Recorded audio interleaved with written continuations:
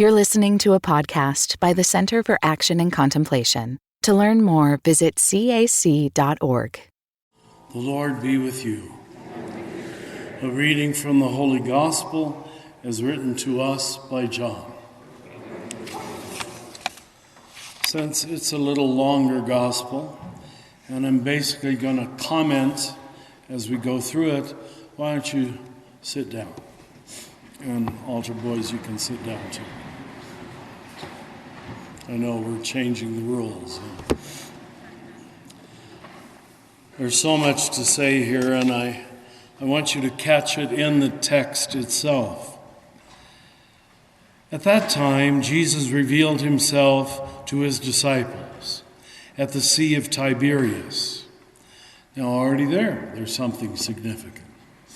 It had always been called the Sea of Galilee. But once the Romans took over, they renamed it in honor of their emperor. So we know they're a colonized people. It's now the Sea of Tiberias. But they pass over that. They've come to accept their inevitable fate. And he revealed himself in this way. Together there were Simon Peter, Thomas called Didymus, Nathanael from Cana in Galilee, Zebedee's sons, and two others of his disciples. Simon Peter said to him, "I'm going fishing."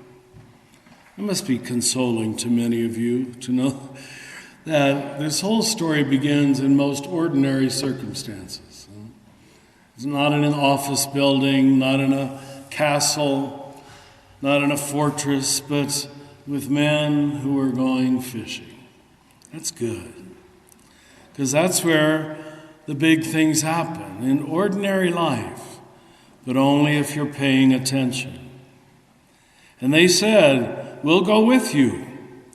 So they went out and they all got into the boat, but the whole night they caught nothing. Maybe that's familiar to some of you too. When it was already dawn, they saw Jesus standing on the shore. Now remember, this is after the crucifixion and resurrection. So they haven't seen him for a while. And in some of the other accounts, they say it's a ghost. It's an apparition, as it were. And here, it's given away that their surprise leads them not to recognize him. This is rather universal. And we'll get to that, why that's true. Because now Jesus, the Christ, has morphed into every human body. He isn't one body, he's all bodies. So it never looks exactly like Jesus. It looks like you and you and you and me. And Jesus said to them, "Sons, have you caught anything?" They answered, "No." So he said to them, "Cast the net over to the right side of the boat, and you will find something." So they cast it, and they were not able to pull it in because of the number of fish. Then the disciple whom Jesus loved, which is what John always calls himself, said to Peter, "It is the Lord." And when Simon Peter heard that it was the Lord, he tucked in his garment, for he was naked, and he jumped into the sea. Now that's supposed to be humorous. Right? Normally you take your clothes off before you dive into the water, but Peter is so excited to see Jesus, he puts his clothes on and jumps in the water. But we're so used to these being highly spiritual texts that we don't expect anything humorous. Huh? Now the other disciples came along in the boat. They were not far from shore, only about 100 yards. They were dragging the net with the fish. And when they climbed out on shore, they saw a charcoal fire with fish on it and bread. Now, where else, this is going to test what good biblical scholars you are. Most Catholics are not at all, but I'm sure some of you are. Where else in the Gospels have you heard of a charcoal fire? Anybody know? I wouldn't have known. I hadn't studied. when Peter betrayed Jesus. Remember, he was warming his hands around a charcoal fire.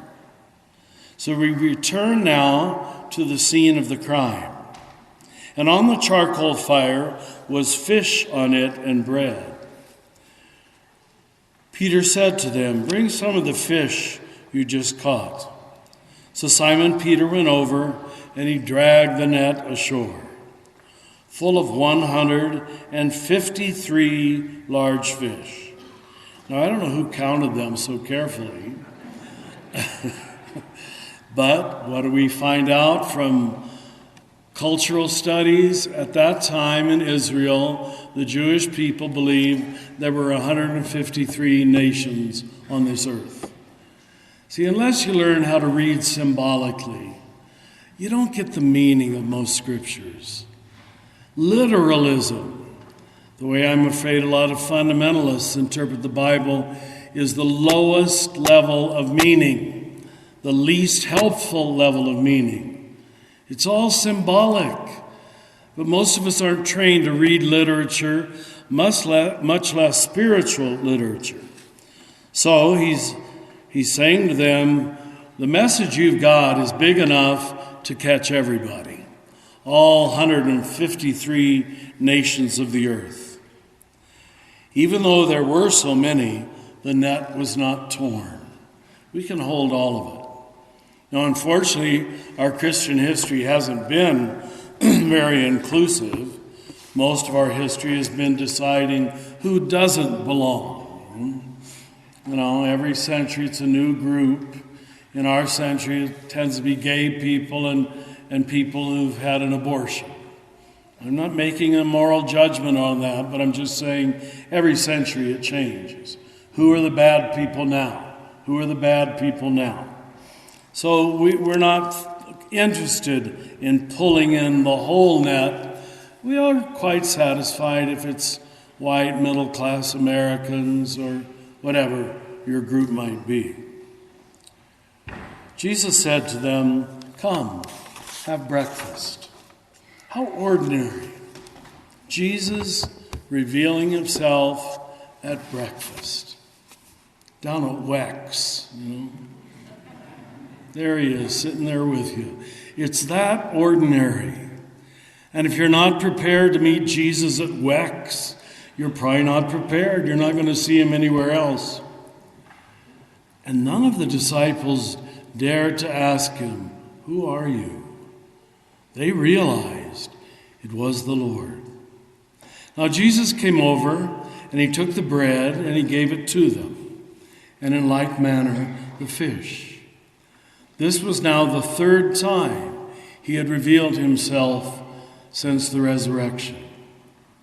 When they had finished breakfast, Jesus said to Simon Peter, "Simon, son of John, do you love me?" You know, men don't usually say that to one another. They're afraid to, unfortunately. But it's very dear that Simon does. Why do you think he does? Because this is the first time he's seen Jesus after he betrayed him 3 times. And so he's not sure, are we still friends? Do you still love me? Simon Peter answered, "Yes, Lord, you know that I love you." And Jesus said, "Feed my lambs. Take care of the ordinary people." He then said to Simon Peter a second time, "Simon, son of John, do you love me?" And Peter answered, "Yes, Lord, you know that I love you." Jesus said to him, "Take care of my sheep. Take care of the big people too." Jesus said to him a third time, "Simon, son of John, do you love me?" Peter was distressed that Jesus now asked him a third time, "Do you love me?"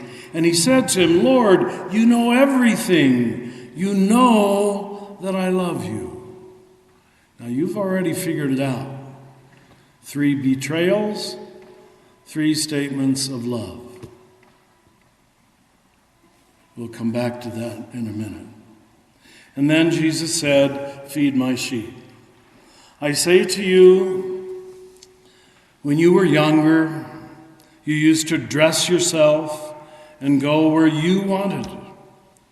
But as you grow old, you will stretch out your hands, and someone else will dress you and lead you where you would rather not go." That's what I call the second half of life. First half of life, we're pretty much steering the ship, creating our career, our reputation, our marriage, our education, our children. It's all about us. It really is. And God understands that. The trouble is a lot of people so go down that course that they never change. It's always all about them.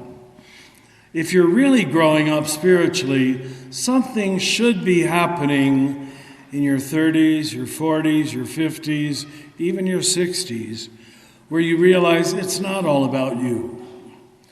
And with the remaining years, you recognize the purpose of life is to give your life away. Not to keep protecting it, not to make another $1 million, not to build a bigger home, not to have a nicer car. Oh, I know we all like those things, but that better not be the purpose of your life. And for a lot of Americans, it is. It's the whole purpose of their life. I was on several plane flights this week. Well, I might as well tell you where I was going. I was with Oprah. We were filming in California, but it was wonderful. But the real reason I was on the plane was to get there and to get back. But I was struck both in the airport and the plane by the conversation of the ordinary American.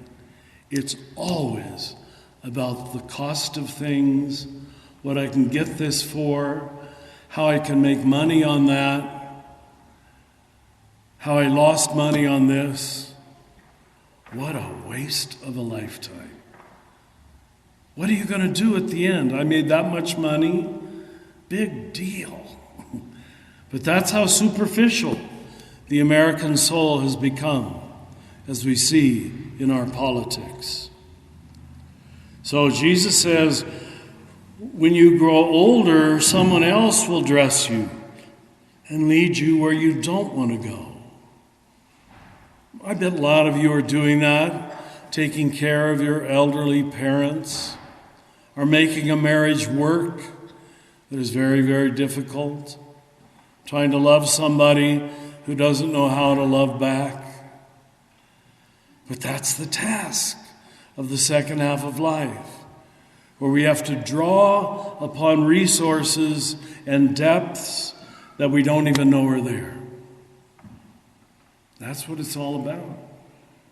That's what Jesus himself did at the very end. And he said this signifying by what kind of death he would glorify God. Prophesying, as it were, and that's the tradition that Peter also would be crucified. And when he said this, he said to him, which phrase he uses 17 times in the four Gospels. Very simple. Follow me. Now, that might not seem shocking to most of you, but as I look at Christian history, the last 2 days I was addressing the Lutherans of this whole part of the United States, and I pointed out to them, Jesus said, follow me 17 times, and he never once said, worship me. Not once. Check it out. Try to find where he once said, worship me. And the Lutherans at least understood it. I hope you do. All the fights and arguments and divisions we've had over the shape and form of worship. We do it this way. You do it that way. Ours is the right way. Yours is the wrong way. We could have avoided it all if we just obeyed Jesus' words. He didn't tell us to worship him. He said, do life like I'm doing life. Trust God the way I also have to trust God. Love the way I have learned to love. And frankly, that's much harder for me too. I'd sooner argue about what color the vestments are and whether this priest is rightly ordained and whether there's 2 candles or 4, rather than love and have faith and have hope. That's what it means, it seems to me, to follow Jesus.